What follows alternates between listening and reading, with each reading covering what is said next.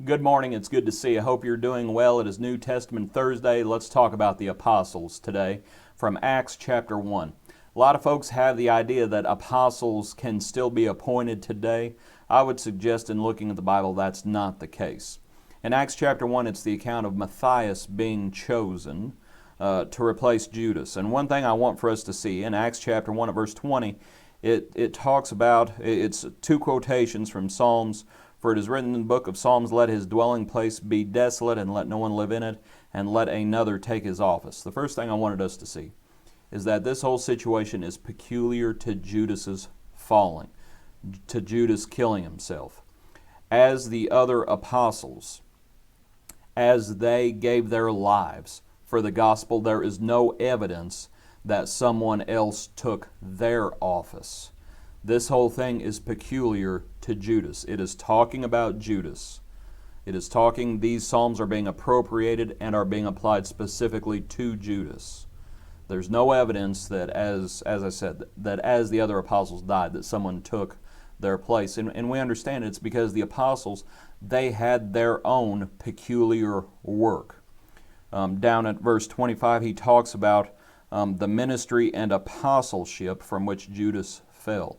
Ephesians chapter 2 at verse 20, it says that we are built on the foundation of the apostles, Jesus Christ being the chief cornerstone. Well, once a foundation of a house is laid, you don't need to keep relaying the foundation. The house keeps being built, but once the foundation is down, then the foundation is down. And we need to understand that. These, as Matthias was chosen, the apostles, they had to meet certain criteria. In verses 21 and verse 22, what we see is that it says in verse 22, one of these must become a witness with us of his resurrection. An apostle had to be a witness of the resurrected Jesus. Paul saw him as one born out of due time. When men and women call themselves apostles today, they do not meet the criteria. They do not, it's unscriptural. The foundation has been laid, and what we need to do is we need to build on it. One more thing I wanted you to see. As they cast their lots, they chose two men. Barsabbas, it says, Barsabbas and Matthias, they cast their lots, they put it into the Lord's hands, and Matthias was chosen. And in verse 26 it says, and he was numbered with the 11 apostles.